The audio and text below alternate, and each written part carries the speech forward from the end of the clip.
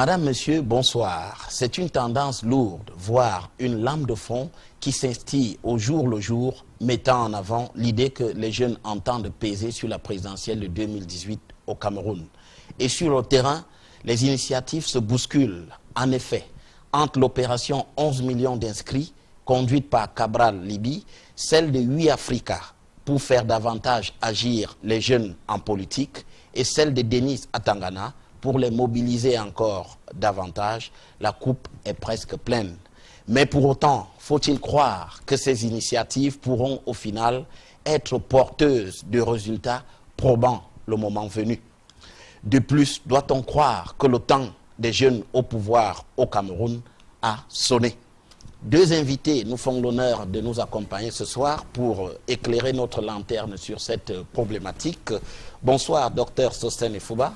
Bonsoir Guy, bonsoir à tous les téléspectateurs d'Equinox TV. Alors, je rappelle que vous êtes politologue, enseignant à l'université de Yaoundé 2, soit c'est au Cameroun.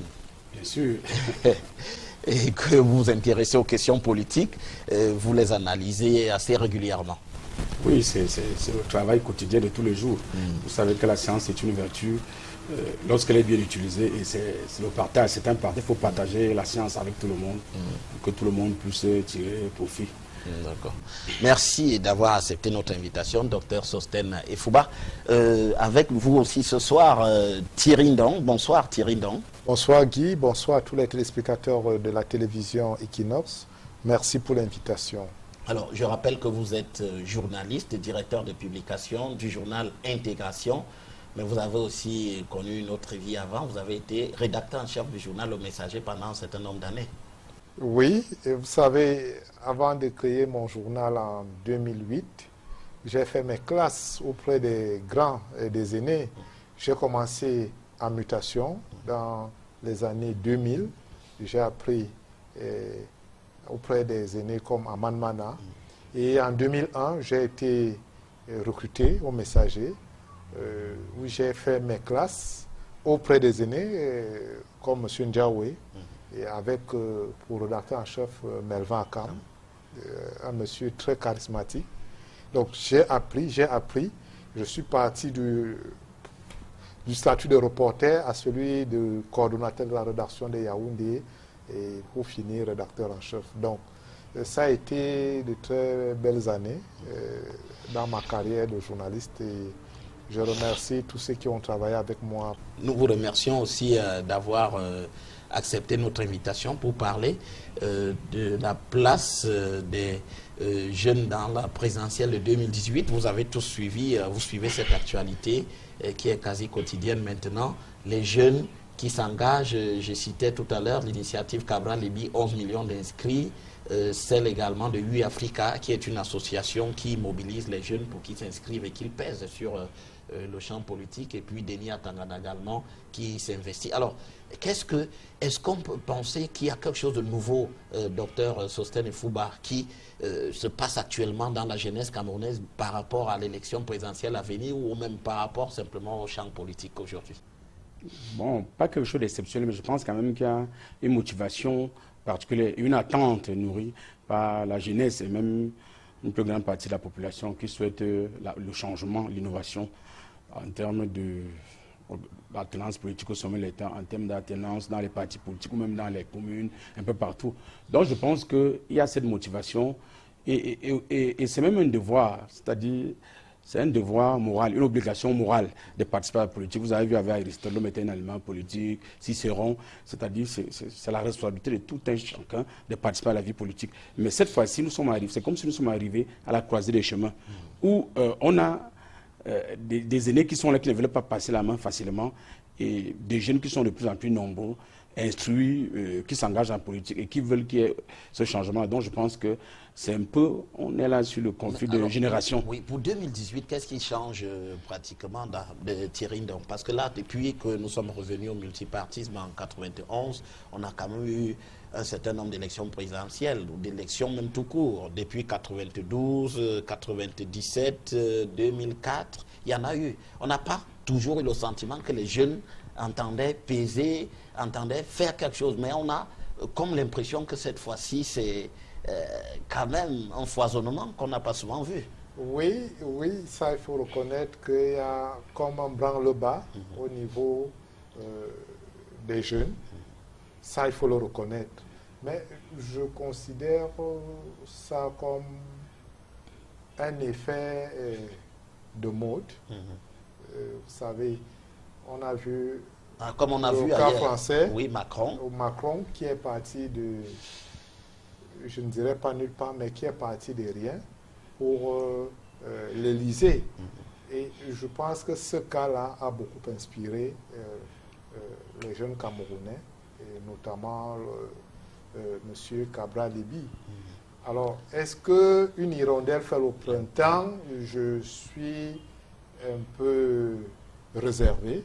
Je pense qu'il y a encore beaucoup de travail à faire. Les initiatives comme celle de Cabral Libby, comme celle de M. Emilien Atangana, ne sont pas encore suffisamment élaborées. Elles ne sont pas encore suffisamment reprises par d'autres groupes de jeunes dans différents segments de la population. Donc, il y a encore du travail. Il en faut encore des Cabral Libby, des Emilien Atangana, pour que on puisse atteindre la masse critique qui va provoquer le changement. Et je crois que là, de ce point de vue, il y a encore du travail à faire. Parce qu'il faut quand même dire que nous venons de loin. On a constaté que les jeunes, jusqu'à une certaine période, jusqu'à maintenant, l'immense majorité des jeunes ne fait pas beaucoup, montre d'une attention particulière par rapport à la politique.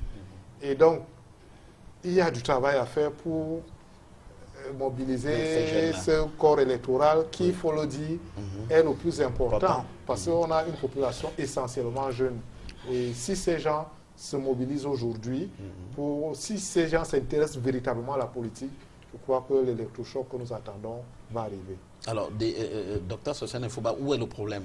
Où est-ce qu'il se situe? On a quand même vu que toutes ces dernières années, les jeunes n'étaient pas toujours engagés. Mais est-ce qu'avec ces 2 ou 3 mouvements que nous évoquons, il peut avoir véritablement une mobilisation de grande envergure? Et quelle est la méthode? Je pense que c'est difficile. Parce que comme il l'évoquait, il y a un problème de culture politique. C'est-à-dire la culture politique n'est pas ancrée dans les mœurs au Cameroun. Et puis, il y a la politique, c'est un peu dans les grandes villes. Dans les villages reculés, je pense qu'il y a un écart, c'est-à-dire entre le centre et la périphérie. Donc, c'est difficile pour ces jeunes. Et en plus, à l'intérieur de ces jeunes sont combattus. Quand vous voyez, par exemple, les réseaux sociaux, comment Cabral Libby est lynché et tout ce qui se passe. Donc, l'opinion est émiettée. C'est-à-dire qu'il n'y a pas un consensus vraiment autour de ce que ces jeunes veulent faire. Donc, ils sont combattus par d'autres jeunes. Ce qui fait que cette fragmentation de l'opinion affaiblit plutôt les jeunes. Donc, je pense que la masse critique à atteindre est difficile. Il faut travailler. Il faut encore travailler pendant les années pour arriver. Parce que même si Cabral Libby et les autres font ce travail, à partir du moment où ils sont combattus et que les autres sont réfractaires, parce qu'il faut l'intérêt général, c'est une cause, vous devez avoir une cause unique que vous défendez. La masse critique, à partir du moment où il y a cette division, cet émiettement, ça va être très difficile. Et il y a un problème d'alphabétisation. Il y a beaucoup de jeunes qui ne sont pas à l'école. Il y a un problème d'inscription, qui n'ont pas d'acte de naissance, qui n'ont pas de carte d'identité. Alors oui, justement, on parle de ces 11 millions d'inscrits au mouvement de Cabral Libby. Est-ce qu'on peut les atteindre? Est-ce que la méthode vous paraît pour le moment la bonne? Est-ce qu'elle suscite d'ailleurs l'engouement qu'on aurait pu espérer? On a quand même vu sur les réseaux sociaux, mais on ne sait pas si les réseaux sociaux sont représentatifs effectivement de la réalité du Cameroun, tel qu'on voit les choses. Non, je pense que ça aurait pu avoir des fruits s'il avait commencé avant. C'est-à-dire s'il avait commencé à le faire 2 ans ou 3 ans avant les élections. Je crois que ça vient de commencer. Ça apporte les fruits, mais ça ne peut pas atteindre les résultats escomptés. C'est-à-dire qu'on aurait pu s'attendre à 13 millions, 14 millions de jeunes. Mais au moment où c'est arrivé, et on est en train de mettre ça en accord avec sa candidature. C'est-à-dire, beaucoup pensent que ce n'est pas une initiative neutre. Et ça fait que ceux qui ne sont pas avec lui ne prennent pas ce combat comme un combat. Neutre dans quel sens? Neutre que peut-être qu'il veut faire les élections, il veut seulement inscrire les gens. C'est la citoyenneté. Amener les gens à s'inscrire et que lui n'a aucun intérêt. Mais derrière, si on voit qu'après ça, il veut être candidat. Et c'est là où il y a une catégorie de jeunes aussi qui le combattent, qui viennent... Mais alors, le code l'accuse, par exemple, pour aller carrément à une autre extrémité, le code l'accuse d'être plutôt... de faire le jeu du système. C'est bien ce que le code dit, qu'il a été payé pour faire ce jeu-là. C'est ce que le code dit. Et donc, on comprend qu'il y a Thierry Ndong, et effectivement, déjà une clarification peut-être qui doit être faite sur la question. Et d'ailleurs, lui-même, il l'a fait déjà en disant que c'est une initiative qui n'a rien à voir avec le pouvoir. Alors, le journal Intégration a eu l'occasion de lui faire une grande interview. Oui. Pendant sa tournée aux États-Unis. Oui. Et je crois que il ne pourra jamais se départir de ces attaques-là. Moi, je pense que c'est normal. Cabral Libye a annoncé son entrée en politique en 2018. Et quand vous entrez en politique, vous êtes prêt à recevoir tous les coups. Oui. Donc, les accusations de cette nature-là ne vont pas manquer. Et je pense que dans un environnement où chacun essaie de tirer la couverture de son côté, on ne devrait pas s'attendre à autre chose que ça. Il aura donné des interviews pour démentir qu'il ne fait pas le jeu du pouvoir, qu'il n'est pas en support du pouvoir. Ses adversaires politiques trouveront toujours à redire. Ça, c'est ce que je voulais dire. Mais je voudrais, pour revenir à la jeunesse de façon globale et au jeu politique, dire que le problème est à lire sur plusieurs grilles. Aujourd'hui, les jeunes ne s'intéressent pas. Je veux dire, on a tous constaté que les jeunes ne s'intéressaient pas beaucoup à la chose politique. Et on était à réfléchir comment les mobiliser. Le problème, la réponse n'est pas seulement au niveau des initiatives comme celle de Cabral Libye. Ce sont des initiatives à encourager. Cabral Libye et Emilien Tangana, c'est bien, mais je voudrais dire que ça devrait faire tâche d'huile. Nous avons d'autres initiatives comme More Women in Politics. Oui. C'est des initiatives qu'il faut encourager. Parce que quand vous regardez l'histoire du Cameroun, au lendemain des indépendances, il y a eu restriction des libertés politiques. Il y a eu assassinat des hommes politiques pour leurs idées. Absolument. Et cela, il y a eu un parti unique, unifié, voilà, on n'a pas permis que les gens... On a combattu les syndicats. Oui. Tout ça a eu une conséquence sur la politisation des jeunes.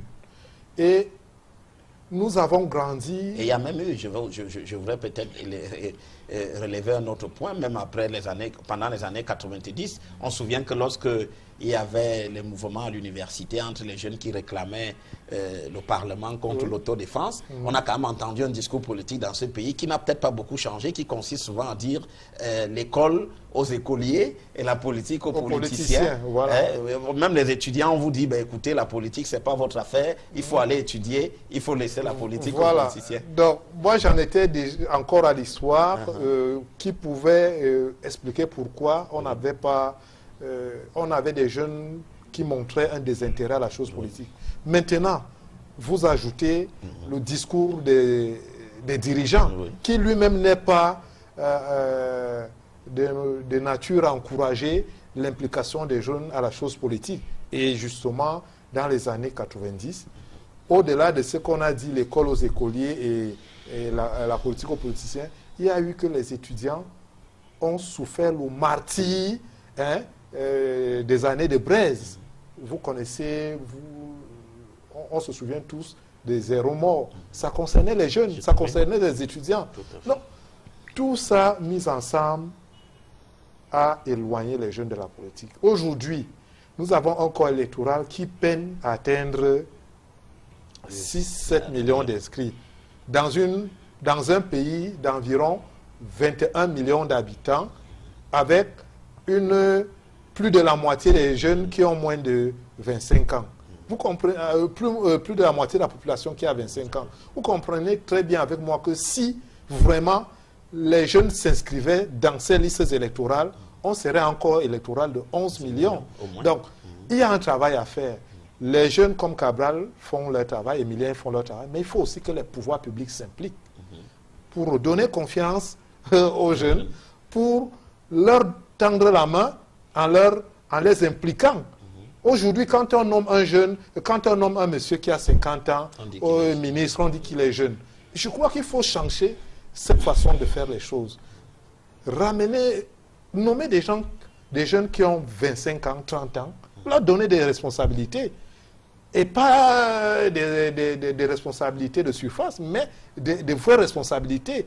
C'est tout ça qui va amener la jeunesse à se sentir concernée par la gouvernance politique, par la gouvernance, par les affaires du pays. Et je crois qu'à partir de là, on va sentir que ce pays bouge. Parce que là, actuellement, il est au ralenti. Okay. Alors, docteur Sosséne Fouba, justement, est-ce que la politisation des jeunes a véritablement pu suivre un cours normal, ou alors elle a été complètement dévoyée depuis, prenons seulement 90, puisqu'avant on nous a dit on était dans un parti unifié, parti unique, c'était vraiment la main de fer. Mais après, qu'est-ce qui s'est passé pour qu'à l'ouverture en 90, qu'on n'ait plus vu les jeunes rentrer en politique, alors qu'avant, ils n'en avaient même pas la possibilité? Non, je pense qu'il a commencé à répondre à la question. Il y a un désaveu, une désaffection de la jeunesse, où on considère que la politique n'a pas porté des fruits. C'est-à-dire, le Cameroun ne s'est pas développé comme il devrait être. Et on jette l'anathème à ceux qui gouvernent. Et les jeunes se sentent un peu découragés. Et c'est un peu parfois un désaveu, une forme de sanction. Que je n'encourage pas les jeunes, disent, bon, depuis qu'ils sont là, nous sommes des chômeurs, ils ne s'intéressent pas à nous, ils s'éternisent au pouvoir, on est fatigué, détournent les milliards, ils ne font que détourner. À quoi sert finalement la politique? Donc la politique n'est pas dans les standards, comme on dit politique, les standards de gouvernance, de référence. Pour dire que, bon, en politique, vous voyez par exemple au Pakistan, quand on découvre que le Premier ministre a telle maison, il démissionne. Or nous, il y a l'impunité, il y a tout ça, non? Tout ça a accablé dans la jeunesse. Donc la jeunesse fatiguée, et puis il y a aussi cette fatigue de voir les mêmes gens, les mêmes visages. Même vous qui faites de la télévision, il y a comme une saturation. Vous voyez la télévision, c'est les mêmes images, les journaux, parler donc à longueur de journée, c'est le même discours. C'est là un peu éloigné des jeunes. Ce n'est pas pour dire que les jeunes ne s'intéressaient pas à la politique. Il y a ça, il y a ce désaveu. Il y a aussi le système, comme je disais, le système en place n'encourage pas, parce que ce n'est pas la nomination, ce n'est pas le rouge. Là, je veux prendre deux choses. En reprenant ce qu'il a dit, que c'est aussi pas l'eau, c'est-à-dire c'est les lois qui peuvent permettre aux jeunes d'être là. Je vais aller un peu plus loin, c'est-à-dire si on dit par exemple aux élections législatives, sur des listes, si on a 120 députés à l'Assemblée nationale ou 200, on a besoin, les listes, on prend moitié, c'est-à-dire on aura peut-être 80 jeunes.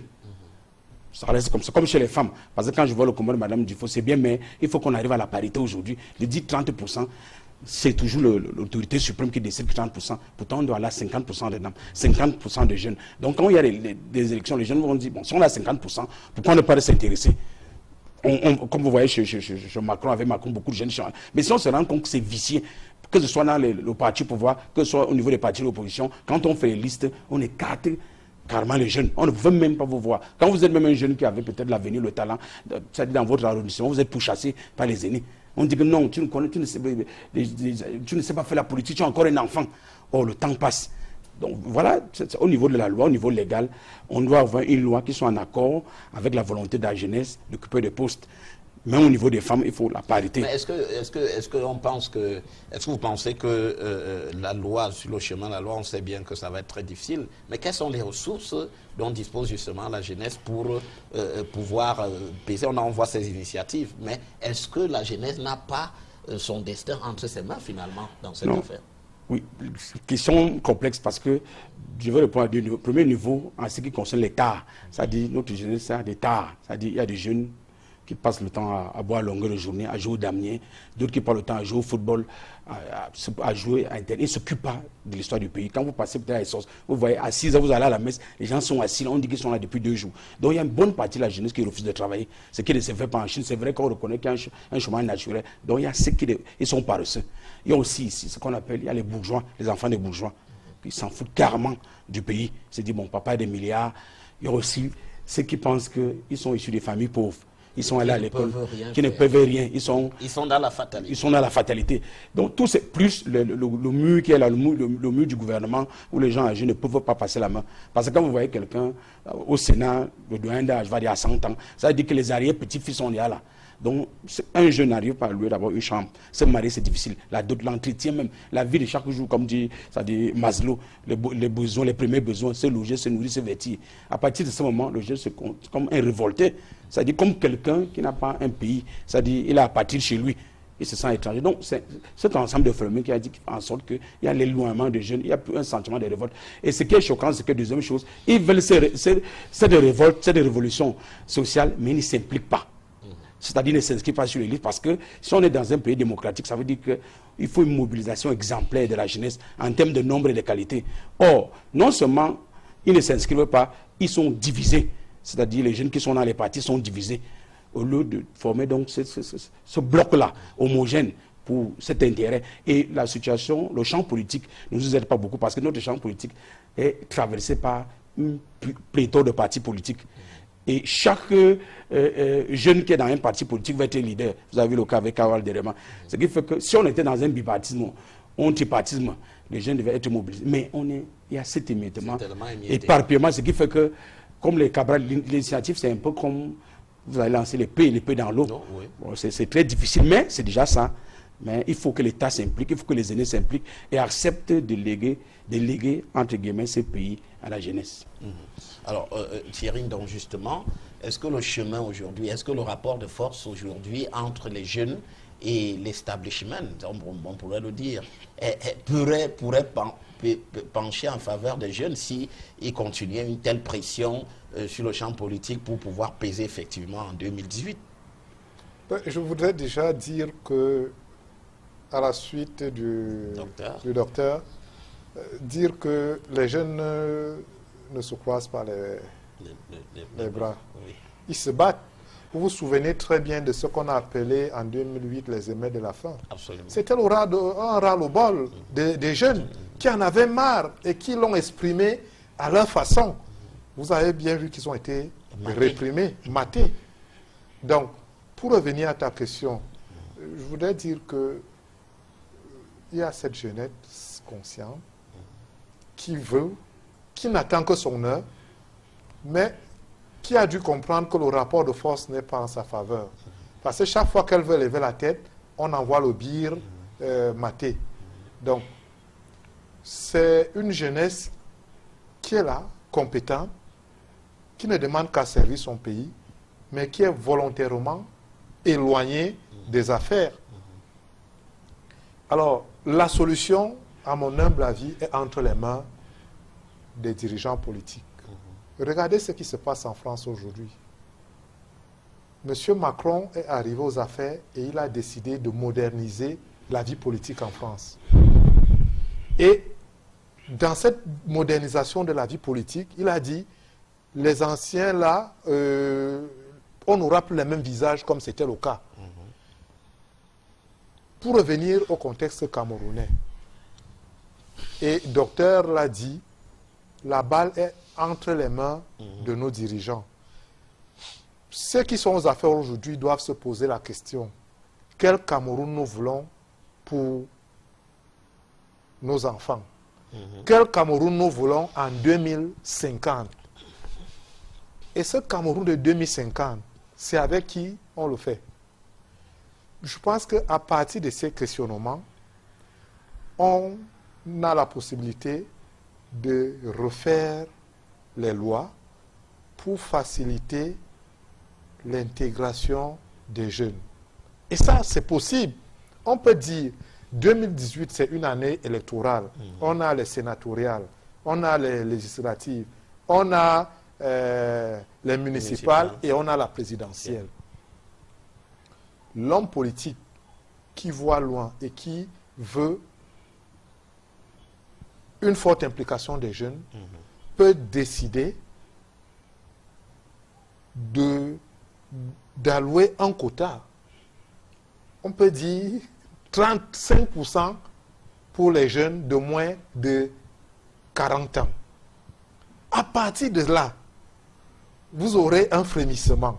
vraiment dans la jeunesse. Donc, je veux dire que le plus grand travail à faire pour ramener les jeunes à la politique est au niveau des dirigeants. Parce que c'est eux qui ont les leviers du pouvoir pour décider.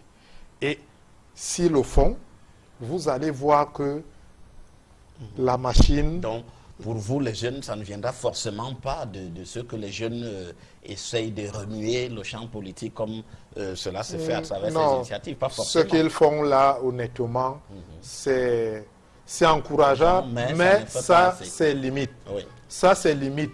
Et je vous assure, la clé est entre les mains du pouvoir politique actuel qui est aux affaires. Mais alors, oui. Si nos dirigeants sont d'avis, s'ils veulent ouvrir le jeu, ils vont l'ouvrir. Mais pour le moment, le jeu politique est verrouillé. Et les jeunes l'ont compris. C'est pour cela qu'ils s'en éloignent en se disant, un jour, nous ferons la révolution. Mais je vous parlais du rapport de force. La révolution n'est pas possible pour le moment parce que objectivement, ils ne peuvent pas, on ne peut pas faire ces révolutions avec les mains nues. Est-ce qu'il n'y a pas de relais au sein de l'appareil qui est au pouvoir? Est-ce qu'il y a des relais vers la jeunesse, justement? Parce que si on prend quelques exemples dans l'histoire, on voit bien que on a parlé de l'Union soviétique. Cette Union soviétique dirigée à un moment donné par un certain nombre de personnes âgées, entre Brezhnev, Gromyko, Tchernenko, avant que Gorbatchev n'arrive pour impulser un nouveau mouvement.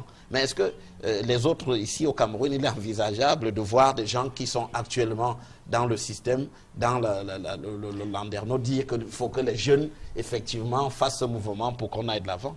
Non, non, il ne faut pas. Ça, c'est une pure fiction. Non, le système, comme elle a dit, est verrouillé.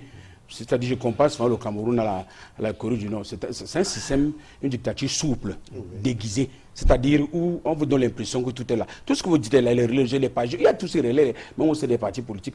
Mais ceux qui sont là au pouvoir aiment tellement le pouvoir, l'argent, les belles maisons, la belle vie, qu'ils trouvent que c'est inadmissible de céder.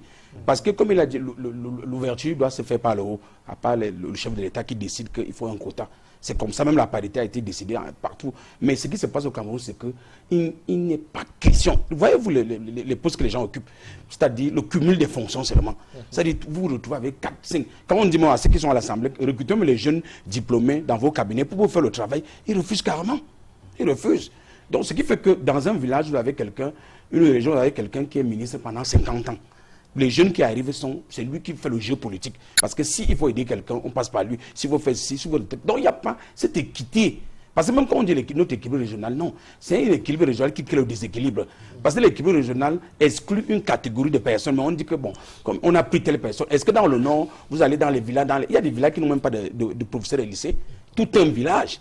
Vous voyez des villages qui n'ont personne et d'autres qui en ont. Donc je pense qu'il y a une mauvaise répartition, il y a une mauvaise organisation de la vie politique. Et c'est systémique, c'est-à-dire comme dit David Disson, c'est-à-dire c'est systémique. Oui. Tout le système est touché. Et quand je regarde un peu le chef d'État, je vois un homme, il est en train de mettre les institutions en tenant compte peut-être que quand j'irai, je vais laisser toutes les institutions. Donc, tant que lui, il n'a pas encore accepté d'ouvrir le jeu, et il va ouvrir ce jeu, peut-être presque à la fin, comme il est en train de commencer là, c'est-à-dire mettre en place le conseil constitutionnel, ceci. Donc cette équipe qui est là aujourd'hui, vraiment, les jeunes, malgré les réformes, le biré là, le bras sécuré de l'État aujourd'hui, comme dit les appareils répressifs, sont là, même les gens qui vont sur le terrain pour les derniers attentes, sont malmenés. C'est-à-dire qu'il y a une adversité vis-à-vis de l'armée. Donc, même si vous voulez, la démocratie, c'est aussi aller se plaindre, aller dans la rue avec Jefferson aux États-Unis, le pays de la liberté. Mais au Cameroun, ne tentez pas. Même si vous êtes professeur, vous avez un couvre-feu. Même si vous êtes professeur, vous êtes ici, on vous casse le pied, on vous maltraite. Donc, toutes ces actions n'encouragent pas les jeunes qui ont peur. Parce que les jeunes sont horrifiés, terrifiés même. Parce qu'avant de s'exprimer, même quand on va sur un plateau, on vous dit, peut-être vos époux vous disent que, comme tu parles à la télé là, pardon. Donc on vous dit ça, quand vous sortez les cheveux, même votre mère vous dit, comme tu parles à la télé là, il faut te mesurer. Je dis non, la science, il y a les franchises universelles là. Si nous tous, nous commençons à chanter les louanges au régime, finalement, il n'y aura plus la contradiction. Et c'est du doute. que n'est la vérité, de la contradiction que n'est la vérité. Donc je pense que... Mais qu'est-ce qui a changé? Qu'est-ce qui a changé, Dr Sosséne Fouba Thierry Ndong? Qu'est-ce qui a changé entre 1960, par exemple, et ce que nous vivons aujourd'hui?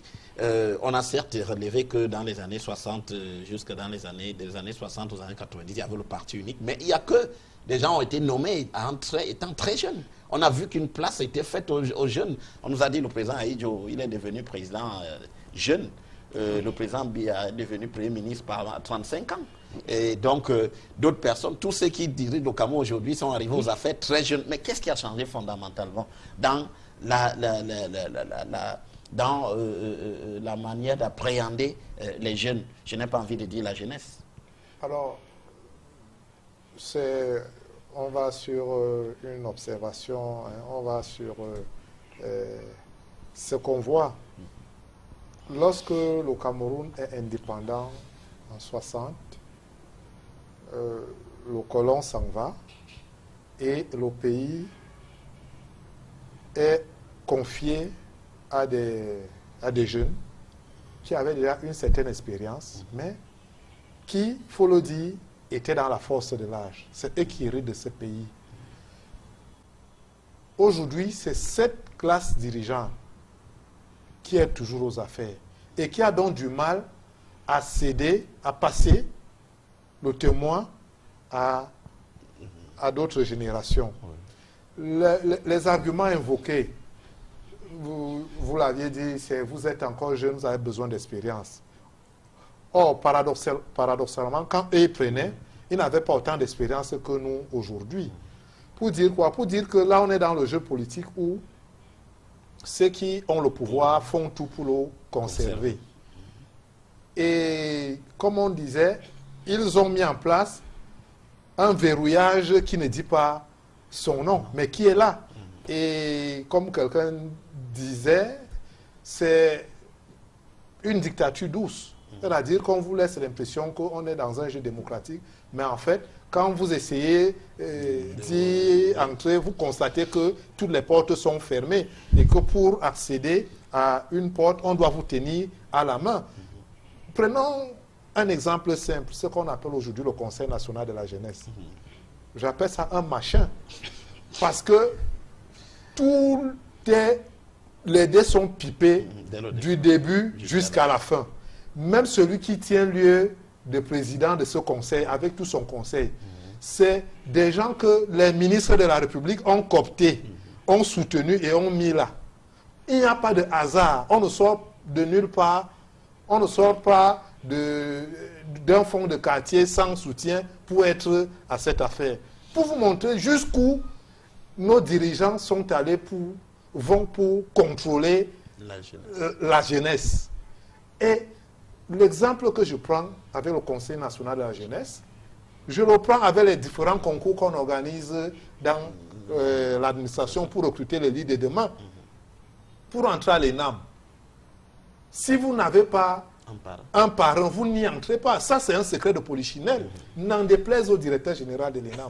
C'est une vérité. Les élites qui sont aux affaires verrouillent, contrôlent les recrutements, parce qu'ils font ce qu'on appelle la reproduction des élites. Tout à fait. Bourdieu. Voilà ce que dit Pierre Bourdieu. Oui, justement. Voilà donc l'enfer dans lequel la jeunesse se retrouve aujourd'hui.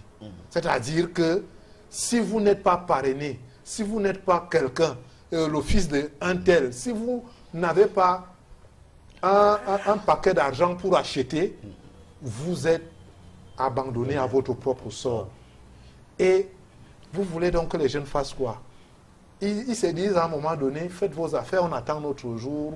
Et ça crée donc un dysfonctionnement qui est ce que nous avons aujourd'hui. Absolument, y compris dans le champ politique. Cela voudrait quand même dire qu'il y a un risque, Dr Sosséne Fouba, un risque que ce que vient d'expliquer Thierry Ndong, c'est-à-dire qu'on pourrait se retrouver avec des jeunes parachutés aussi dans le champ politique, contrairement à tous ceux qui se mobilisent là actuellement, ce n'est pas un danger. C'est un véritable danger. On n'est pas à l'abri, finalement. C'est un véritable danger. Peut-être qu'il ne veut pas le dire. Quand je vais aller plus loin, quand il parle de cooptation, de parrainage, oui. C'est-à-dire ceux qui sont au pouvoir aujourd'hui, on détruit les jeunes. C'est-à-dire, il y a ce qu'on m'appelle, ils me disent, oh, docteur, vous n'avez pas un statut spirituel. Avec ça, vous voulez passer professeur. Docteur, il faut une seconde de famille. Il vous faut ceci. On ne voit pas comment on fait les lois. Ça veut dire que dans les systèmes, il y a maintenant, par exemple, il y a les loges. Les gens se regroupent par affinité. Est-ce que vous êtes des francs-maçons? C'est quand le recrutement arrive, si c'est le franc-maçon qui est au pouvoir, il prend d'abord ceux qui sont francs-maçons. Est-ce que vous êtes homosexuel? Parce que c'est les outils de la mondialisation, c'est la nouvelle citoyenneté aujourd'hui. Donc, on dit, est-ce qu'il est avec nous? On le prend. Est-ce que tel? Et ce qui fait qu'on a formaté l'esprit des jeunes qui sont devenus des esclaves de ce système. Parce que pour réussir, pour être à un poste, on te demande quel est ton appartenance. Et c'est donc ce système qui a détruit le Cameroun économiquement. C'est-à-dire quand on nomme quelqu'un directeur, il dit, bon, nous mangeons à la réunion le soir, à la loge. Je peux prendre comme je veux. C'est pour ça qu'on a dit l'État ailleurs. Quand on est l'État, les gens n'ont pas compris. L'État ailleurs, on peut faire tout ce qu'on fait. Donc il y a un État ailleurs. Et cet État ailleurs, on copte les jeunes pour y arriver. Donc ces jeunes même qui sont cooptés sont plus égoïstes que nos aînés. Imaginez-vous quand un jeune, il nargue ces jeunes, il vient là, oh, j'ai l'État, j'ai telle voiture, j'ai telle, vous ne faites rien. Donc il vous montre que j'ai une grosse voiture, j'ai une nouvelle maison, j'ai fait un mois au Canada, en Amérique du Nord. Tout. Donc ces gens vous donnent les possibilités, vous déroulez le tapis. Mais c'est un petit nombre. Et c'est ça qui détruit. Donc voilà une partie de la jeunesse qui se meurt. Et ils sont tenus à l'obligation. Parfois quand tu causes avec, dit, il faut que me rase bien, il faut que ce soit ceci. Donc ils ont un code, il faut la voiture doit avoir telle couleur, il faut ceci. Donc voilà donc les jeunes qu'on veut laisser au Cameroun. Bon, les jeunes qui sont libres, qui sont autonomes, sont combattus à un niveau que, si vous amusez, on vous révoque. C'est-à-dire on vous révoque de votre travail. Parce qu'on vous dit, vous n'avez pas un statut spirituel, vous n'avez pas une seconde famille, on ne vous tient pas. Qu'est-ce qu'on ne peut pas vous nommer parce qu'on ne vous contrôle pas? Bon, écoutez, en France, quand on nomme les gens, on recherche quoi? L'efficacité. On ne peut pas savoir si tu es dans telle ou telle loge. Oh, ici, chez nous, c'est d'abord ça le critère principal. Quand Ateba le disait, pas son âme, les gens pensaient que c'était là-bas. Je dis même dans tous les ambitions, chez nous à l'université, c'est alors, c'est la mort. Pour saluer même quelqu'un. Moi, par exemple, à l'université, il peut faire une semaine, personne me dit bonjour. Parce qu'on te voit comme un intrus et tu n'existes pas. Par exemple, tu passes chez quelqu'un, tu vas te prendre chez un visionnaire et te dit que tu n'existes pas. Tu es devant lui, il dit que tu n'existes pas.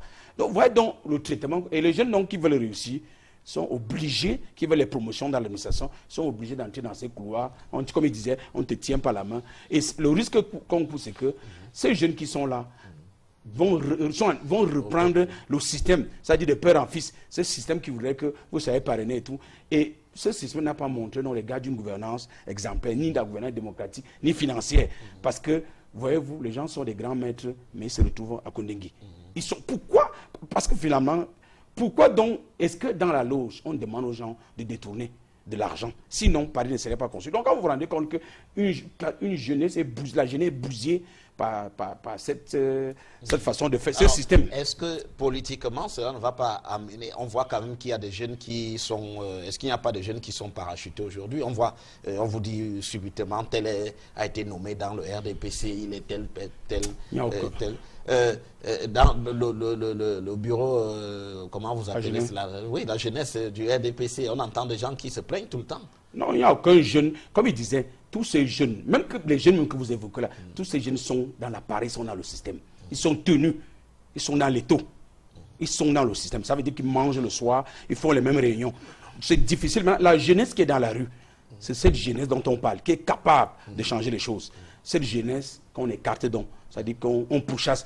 Même les jeunes que vous évoquez, telle initiative, tu as une initiative avec les nations, avec tout ce que tu peux avoir, c'est-à-dire les Nations Unies, Union Européenne, on va toujours te demander ton statut. C'est ce que j'appelle la nouvelle citoyenneté. Parce que la citoyenneté avant, c'était avoir un État, une carte d'identité nationale, avoir ceci. Aujourd'hui, quand tu es peut-être, sans vouloir valoriser, tu es homosexuel, tu as une famille d'accueil en Europe, tu es protégé, on te donne le visa rapidement parce que tu vas retrouver ta famille.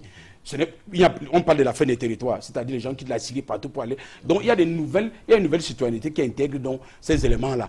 Et ce sont ces éléments donc, qui sont mal utilisés, mal appliqués à la jeunesse camerounaise, ce qui fait qu'une grande partie de la jeunesse, pourtant brillante, est complètement détruite. C'est-à-dire... Est-ce que cela voudrait dire, est-ce que cela voudrait dire que c'est une autre interrogation dans cette émission, est-ce que cela voudrait dire qu'il n'est pas possible, le Cameroun n'est pas prêt à accueillir véritablement un jeune à sa tête, par exemple, comme on a vu, on a évoqué le cas Macron tout à l'heure. Est-ce que, pour parler d'une candidature qui reste virtuelle, mais dont on parle beaucoup, celle de Cabral Libby, qu'est-ce qu'il peut advenir? Qu'est-ce qu'on peut en espérer, Thierry Ndong? Alors, on parle beaucoup de la candidature de Cabral Libby. Oui. Il faut encore voir si elle est... qui en parle.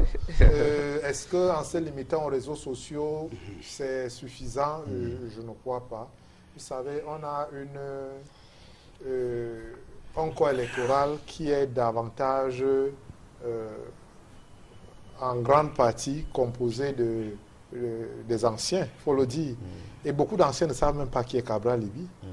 Et l'arrière-pays aussi. Oui, c'est ça. Quand je dis anciens, c'est-à-dire les gens qui sont au-dessus de 40, 50, qui sont déjà à 50 ans. Oui. Beaucoup ne savent pas qui est Cabral Libby. L'effet Cabral Libby est un effet digital. C'est-à-dire, c'est ceux qui ont accès aux réseaux sociaux. Et pas dans ces réseaux sociaux, c'est davantage les jeunes. Oui, tout à fait. Donc, pour dire que ne lui donnons pas une envergure qui n'en a pas. Ça, sans méchanceté. Pour gagner une élection, au Cameroun, il faut plus que ça. Et je pense, je l'ai dit, il faut des ressources supplémentaires. Oui, il faut plus que ça. Il faut des ressources financières. Oui. Il faut des ressources humaines, mais également sur le plan de la sociologie, de l'anthropologie, il faut avoir des ressources. Et je dis que toutes les cartes sont entre les mains d'un homme, Monsieur Biya. Oui. Vraiment. S'il veut changer ce pays, s'il veut que ce pays soit quelque chose après lui, il a la possibilité, il a tous les leviers pour actionner le changement. Et est-ce que les jeunes doivent donc composer avec le président? Oui, mais de quelle façon? Comme actuellement, il y a comme une cassure entre le sommet avec un président qui est dans une bulle, inaccessible. Ça aussi, il faut le dire. Les jeunes n'ont pas accès au chef de l'État. Il est dans sa bulle, là-bas, et les jeunes sont ici, au sol. Ils ne savent pas. Il n'y a pas une courroie de transmission du haut vers le bas. Comment on fait? C'est vraiment une situation assez délicate. Le professeur le disait tout à l'heure. Les travers de la nouvelle citoyenneté sont aussi là pour tirer de temps à autre certains vers le cénacle. Mais ce n'est pas suffisant. Et on en rit peut-être, ou bien on en parle de façon naïve. Il y a un problème. Il y aura un problème dans ce pays au moment où il faudra bien que le pouvoir change de main. Ah, absolument. Alors, des initiatives comme celle-là, Dr Ifouba, le temps n'est pas venu, visiblement, pour que on arrive à ce qu'un jeune, comme on a vu avec Emmanuel Macron, est-ce qu'il est question aujourd'hui qu'on puisse envisager une chose pareille, une candidature d'abord d'un jeune? On a beaucoup parlé de la candidature de Cabral Libby, et qu'est-ce qu'elle peut donner finalement? D'abord, je vais dire deux choses avant de répondre à votre question. Le président Macron n'est pas un néophyte en politique. Il a quand même fait quelques années au Parti socialiste. Et puis au plan académique, c'est quelqu'un qui était très brillant, qui a eu le bac avec mention, qui a fait l'ENA de Paris, qui a fait les grandes écoles et qui a occupé des postes. Donc il s'est imprégné dans la gouvernance. Bon, je ne en veux rien à Cabral, contrairement à Cabral qui est encore très jeune, qui n'a même pas terminé. Donc il faut que les gens fassent quand même attention. Et quand vous dites que est-ce que l'avènement d'un jeune, c'est difficile parce que le dispositif institutionnel ne permet pas qu'un jeune ou une femme arrive au pouvoir. Et le dispositif est tellement construit, comme on a dit, que ce n'est que le chef d'État. En fait, c'est lui qui va passer la main. C'est-à-dire ce ne sera pas... Puisque c'est ceux qui sont au pouvoir qui ont les moyens, quand il y a les élections, ils peuvent mettre les milliards, c'est-à-dire de parcourir village en village. Donc l'élection, c'est aussi les ressources financières, spirituelles et financières. Il faut avoir des moyens. C'est une machine qui écrase tout le monde avec les moyens.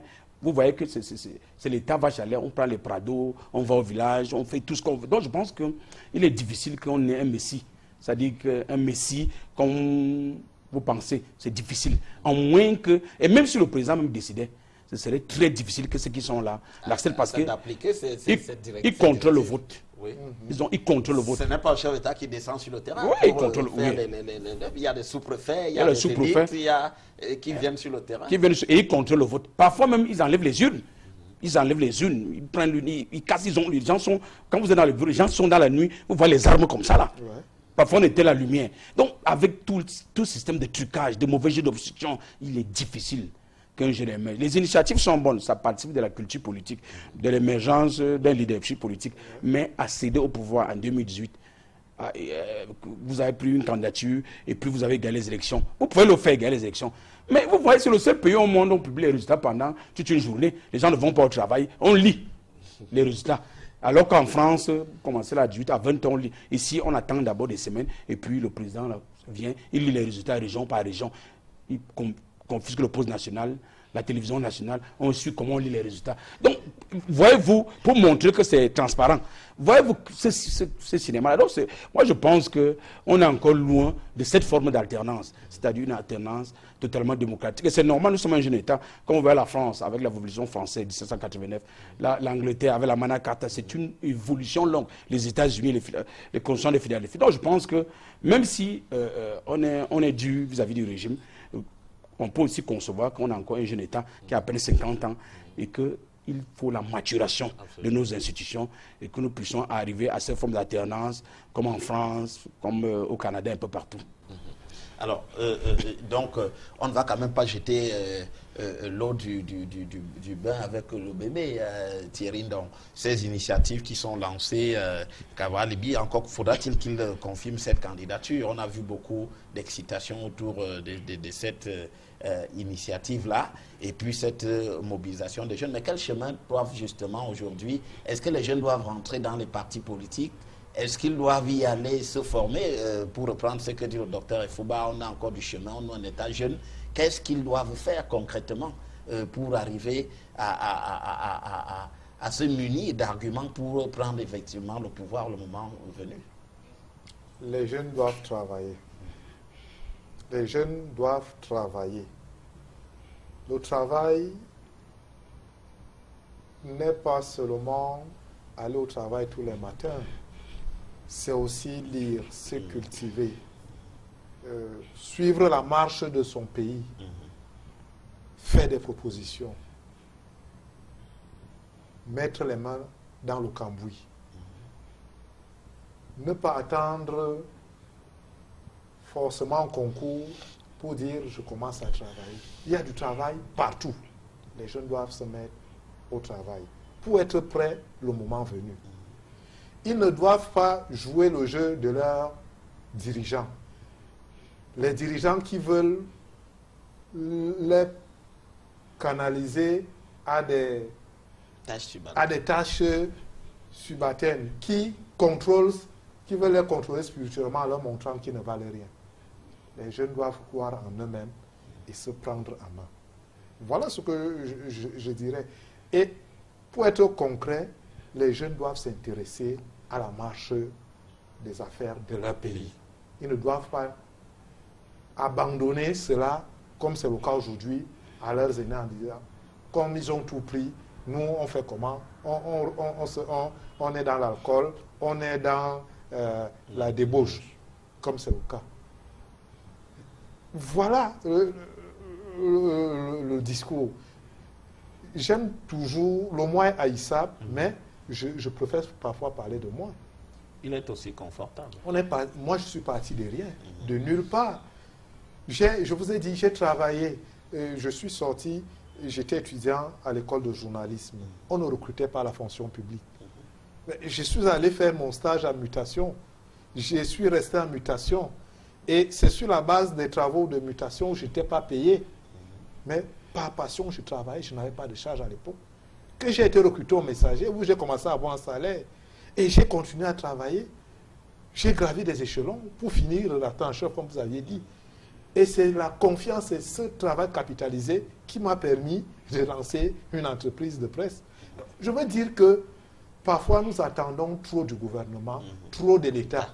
Mais nous-mêmes, on ne demande pas qu'est-ce que nous faisons pour notre pays. Qu'est-ce que nous faisons pour que nous puissions nous-mêmes être des hommes demain. Et je suis je suis aujourd'hui, je ne suis pas du système, mais je ne suis pas non plus à plaindre. Donc, je veux dire que, fort de cette expérience, les jeunes peuvent s'en sortir. Est-ce que les jeunes rêvent encore de changer le Cameroun? Mais il faut donner un rêve aux jeunes et chaque jeune doit se construire un rêve. Si ceux qui sont aux affaires ne réussissent plus à faire rêver les jeunes, mais les jeunes, c'est pour ça qu'ils doivent travailler. Ils doivent regarder ce qui se passe ailleurs. Nous sommes dans un monde globalisé aujourd'hui. Donc, à partir de Facebook, de la télévision, vous voyez comment les autres font ailleurs et vous vous mettez au travail. Parce que de toutes les façons, ça aussi le professeur va peut-être le dire, nous sommes tous d'avis qu'il y a une part que les dirigeants politiques doivent apporter en modernisant le jeu pour la vie politique. Ça, c'est vrai. En modernisant les institutions pour permettre aux jeunes d'entrer. Mais si les jeunes eux-mêmes ne se battent pas, s'ils ne se préparent pas, s'ils ne se mettent pas au travail, lorsque ce sera ouvert, ils ne pourront pas profiter des opportunités. Donc, je pense que Cabral Libi, Emilien Atangana et les autres, c'est important. Et ça, il faut saluer le travail qu'ils font parce qu'au moins, ils démontrent qu'il y a une jeunesse qui n'attend pas qu'on lui donne des millions pour travailler. Il y a une jeunesse qui sait se prendre en main, qui sait parler, qui sait organiser, qui sait conduire des initiatives. C'est aussi l'occasion pour moi de saluer cette jeunesse universitaire. Parce que ce que l'enseignant d'université, le politologue dit là, c'est des sujets tabous dans un milieu universitaire où on ne rêve que de postes. Et quand il prend celui de dire des choses pertinentes pour les jeunes, on sent que là, il a besoin d'être encouragé parce qu'au moins on comprend qu'il fait une croix sur la nomination. Parce que le système n'accepte pas qu'on lui dise, qu'on dise de lui ce type de choses. Donc ces petites initiatives-là, cette somme de petites initiatives qui un jour va créer ce que j'ai appelé ici la masse critique. Mais est-ce que les jeunes n'ont pas été, d'une certaine manière, en les privant de toute intervention dans le champ politique, déjà avec le parti unique, même en étant revenus au multipartisme, est-ce qu'ils n'ont pas été, d'une certaine manière, été encagoulés pour qu'ils deviennent des assistés éternels aujourd'hui? Et ce qui rend peut-être très compliqué le retour dans le champ politique, Dr. Efo. Oui, c'est depuis, ça a toujours été ça. C'est-à-dire, quand vous voyez le RDP, c'est les jeunes, on dit que le président de l'ONG national a peut-être 50 ans. Donc, voyez-vous que l'encadrement, là où on a eu les jeunes, c'est qu'à un certain moment, quand le président est arrivé au pouvoir en 82, tout le monde on se dit que c'est quelqu'un qui a fait les études en Europe, c'est la modernité, le retour à la démocratie, arrive en 90 et tout, on se dit que tout. Mais après le coup d'État, le président s'est refermé d'abord sur lui-même, sur sa sécurité, sur sa vie. Et les autres sont profités de ça pour verrouiller le pays, pour lui dire que non, nous t'aimons. Et finalement, on a écarté dans le jeune. On a écarté les jeunes, on a tué la classe moyenne qui pouvait faire tout. Il reste une classe très haute qui est très riche et il y a la petite classe qui souffre. Donc, cette division sociale-là est très difficile à résoudre. C'est-à-dire qu'il y a un creux au milieu, un océan entre au milieu. Même dans les partis, même quand on parlait du RDPC, vous voyez le comité de bureau politique, il y a ceux qui sont en haut, il y a aussi la base. Voyez-vous ce qui s'est passé à Bimassi, où le vote, il y a eu tellement de problèmes. Jusqu'à présent, il y a des problèmes, on dit on impose. Donc en fait, le système impose par la force financière, par la force des idées, par le pouvoir militaire. Les jeunes n'ont pas saisi à temps ces opportunités. Quand vous parlez des programmes quand on crée le Fonds national d'emploi, c'est des programmes qui arrivent en retard. C'est à partir de 1970-60 qu'on aurait pu commencer à parler de l'auto-emploi, c'est-à-dire l'auto-emploi des jeunes, et ne pas croire que tout c'est la fonction publique. Parce qu'aujourd'hui, il y a comme le mythe de la fonction publique, où quand un jeune n'est pas fonctionnaire, c'est la fatalité. Et puis, quand vous venez dans les quartiers, on dit mon mari est fonctionnaire. Donc, le fonctionnaire, Julien, c'est un prestige. Ce qui fait qu'on a tué les initiatives privées pendant ce temps. Or, quand on revient aujourd'hui faire le pagé et tout, comme il fait le témoin, il y a des jeunes qui ont du mal à accepter d'aller cultiver.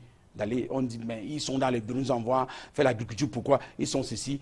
Donc l'État, ce n'est plus l'État-providence. L'État ne peut plus tout donner. Même l'école, l'État n'a pas de moyens. L'État est en crise. Ce qu'il faut qu'aujourd'hui, c'est l'initiative privée qui va encourager. Or, l'État n'aide pas ces initiatives. Parce que quand on voit le PAGE, on va dire que c'est le détournement de fonds. Les projets sont encadrés. Le ministère de la Jeunesse sont encadrés par les fonctionnaires. Et ces fonctionnaires, ça amasse d'énormes sommes d'argent. Donc les programmes que l'État a beaucoup de programmes. Ces programmes, parfois l'État a la bonne volonté, de bien faire le chef de l'État a la bonne volonté. Mais cela n'atteint pas la cible.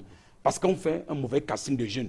Ces jeunes qui ne sont pas représentés. Quand vous parlez de Déné Miatana, Déné Miatana est un jeune, il a le CERAT, il se bat dans l'agriculture, il va au village travailler régulièrement des initiatives. Il n'est pas forcé, il ne compte pas ce que l'État va me donner ceci. C'est vrai que Cabral, lui, a eu quand même un emploi à l'université, c'est bien, mais si tu ne te bats pas comme il disait, donc le jeune va prendre le destin en main, se battre, se surpasser. C'est-à-dire se surpasser dans le travail. Et d'ailleurs, on salue beaucoup de jeunes, là, qui ont fait beaucoup de découvertes. Ça veut dire qu'il y a une bonne jeunesse qui est dynamique, qui est brillante à l'école, qui ne demande qu'à travailler. Mais comme il y a un mur, les jeunes doivent donc développer l'initiative privée et participer aussi à la vie politique, c'est-à-dire s'inscrire, aller toujours voter. Ne pas dire, comme ils disent souvent, la politique c'est pour les autres, la politique ne m'intéresse pas. La politique, entre guillemets, on tue les gens là-bas. Donc il y a aussi, c'est toujours au Cameroun, la politique a quelque chose, une connotation péjorative négative. Oui. On dit, mon fils, tu vois, ton grand-père... Il ne faut pas faire la politique. Hein? Ce qui voudrait dire qu'en réalité, ne pas me dire la vérité. Oui. C'est une expression qui ne me fais pas la politique. Oui. Ou bien mon fils, comme tu es pas à Yaoundé, là on t'a écouté, ne fais jamais la politique. Oui. Parce que la politique se fait en noir, dans la nuit, avec les voitures noires, les hommes noirs, finalement. Donc il y a les préjugés. Ces préjugés n'encouragent pas beaucoup de jeunes. Il y a des jeunes que tu parles de politique. Non, moi j'ai peur. Je ne peux pas faire la politique, je ne peux même pas porter la bille d'un parti. Ce qui fait que la politique donc bénéficie de ces préjugés négatifs qui ne permettent pas à la jeunesse. Il y a le système, le mur qui est devant nous par rapport au système politique qui est verrouillé. Et il y a aussi la plus grande pauvreté de la jeunesse, le chômage, c'est-à-dire qui vit en deçà de 1000 francs, 500 par jour. Et c'est très difficile. C'est-à-dire quand vous voyez les quartiers comme les Ligjon, Tchinga et Lobby, ils habitent, il y a l'eau partout, il y a les chambres de 5000. Donc les programmes politiques du gouvernement ont échoué. C'est-à-dire l'accès au logement. L'État n'a pas pu. Les logements sociaux coûtent trop cher par rapport aux jeunes. L'accès même aux soins de santé, les premiers lycées, beaucoup de jeunes n'arrivent pas à se soigner. C'est pour ça que les gens vont en route, il y a la culture de la route, c'est-à-dire tu pars, tu achètes le paracétamol et tout. C'est difficile. L'accès même à l'électricité et l'eau, c'est difficile. Donc ce qui fait que le jeune est frappé, il est chômé, il est frappé par toutes ces difficultés. Il a donc une désaffection contre tout le système. Parce qu'il dit, nous sommes, dans les années 98, là on parle des générations sacrifiées. Nous sommes une génération sacrifiée. Et l'État continue à lancer des cris, à prendre les emprunts partout ailleurs, que les jeunes vont rester remboursés. Donc ça, moi je pense que on ne doit pas être peut-être pessimiste, mais la situation de la jeunesse camerounaise est quand même préoccupante. Elle est très difficile. Et il faudrait que, comme il a dit le chef de l'État, c'est un homme sage qui a plus de là, il n'a plus besoin d'argent ni de richesse, il n'a besoin de rien, qu'il fasse quelque chose de particulier, de spécial. C'est-à-dire, comme il a dit qu'on garde de lui la prospérité, le développement, que les jeunes gardent de lui un souvenir inoubliable. Alors, oui, alors Thierry, donc, on parle, le RDP c'est peut-être le parti majoritaire qui est aux affaires depuis 1985. Moi, on pourrait dire que c'est une continuité de l'UNC qui était là depuis 1966. Mais alors, qu'en est-il des autres partis politiques vis-à-vis des jeunes? On n'a pas beaucoup vu aussi que les jeunes y étaient bien lotis. Alors, je vous expliquais, et il vient de le dire, que nous avons un jeu politique verrouillé. Parce que quand vous regardez les autres partis politiques, c'est davantage pour la forme, pour meubler le paysage politique, qu'on parle de partis politiques. Dès que vous enlevez un ou deux partis, le reste c'est juste pour faire dire qu'on a une démocratie multipartiste. Ça veut dire que les dérives que nous dénonçons de façon dans le macro, dans la macro-politique, vous trouvez ça aussi dans la micro-politique. Donc dans les partis, c'est préoccupant. C'est préoccupant de le dire, de le constater, mais c'est malheureusement la réalité. Regardez les partis politiques. Combien ont changé leur leader depuis qu'ils ont été créés. On n'en compte pas. Ces partis politiques sont devenus des instruments au service, non pas d'une cause générale, mais au service des individus qui en sont leurs créateurs. Donc, du coup, moi je dis, on ne peut pas parler de partis politiques et en attendre quelque chose de consistant. De consistant, on ne peut pas. Donc les jeunes sont finalement très mal lotis, que ce soit dans le parti au pouvoir comme dans l'opposition. Dans l'opposition, les jeunes sont mal lotis. Oui. Ils sont mal lotis et on ne les utilise que comme du bétail électoral le moment venu. Dès que c'est fini, l'élection, on dit bon, on se reverra à la prochaine occasion. On les utilise pour faire du bourrage des urnes, on les utilise pour faire, comme je disais, du bétail électoral. Bref, c'est comme un Kleenex, on s'en sert et on le jette dès qu'il n'est plus utile. Voilà. Alors, Sostène et Fouba, nous allons pratiquement au thème de cette émission. Quels sont aujourd'hui les ressorts qui vont faire de demain de la jeunesse camerounaise, en politique notamment, une jeunesse de qualité, une jeunesse qui pourra véritablement prendre son destin en main face au pouvoir, si nous considérons que la jeunesse se montre, fait des récriminations au pouvoir en place? Non, je pense que les responsabilités sont partagées. D'abord au niveau de l'État.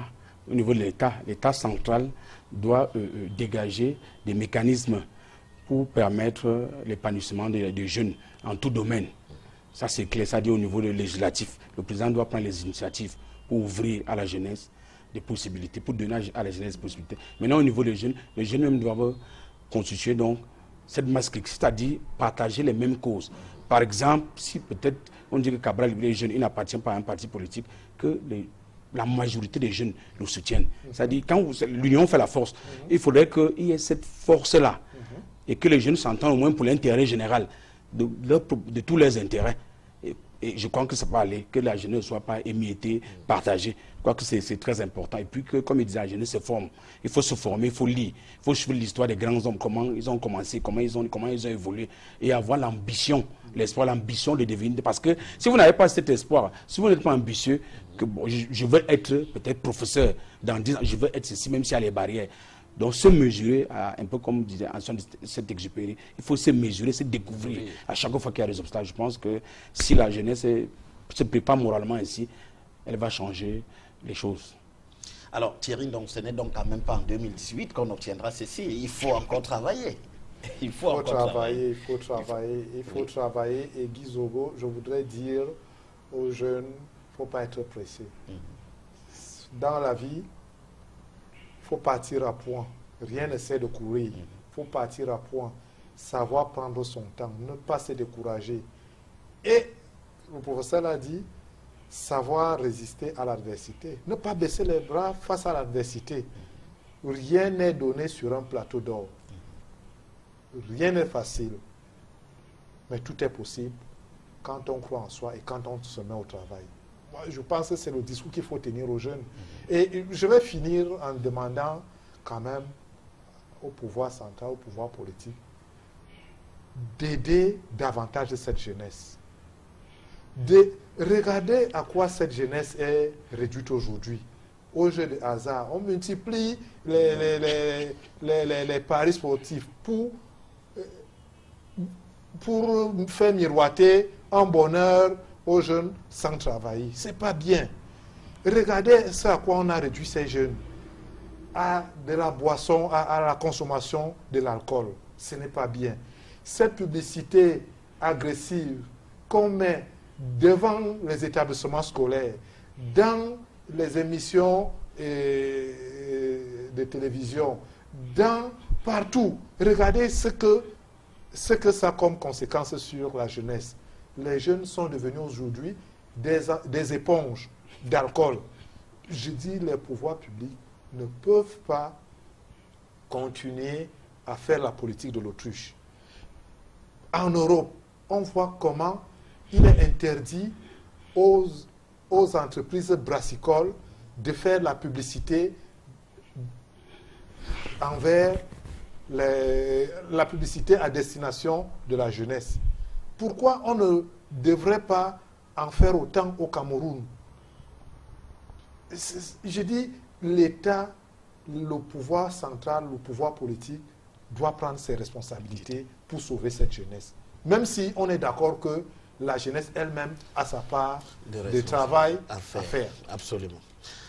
Alors, merci, messieurs, d'avoir accepté notre invitation. Merci, docteur Sostène Efouba. Vous êtes enseignant à l'Université de Soie, politologue. Merci, Thierry Ndong, journaliste, directeur de publication du journal Intégration. Je vous dis aussi merci à vous, chers téléspectateurs, de nous avoir suivis pendant 90 minutes sur ce thème qui concernait la jeunesse face aux échéances politiques à venir et même la jeunesse tout court aujourd'hui au Cameroun. Je vous donne rendez-vous dimanche prochain lorsqu'il sera 20h30, madame, monsieur, pour une nouvelle édition de Géopolis. En attendant, restez en compagnie des programmes d'Equinox Télévision. À très bientôt.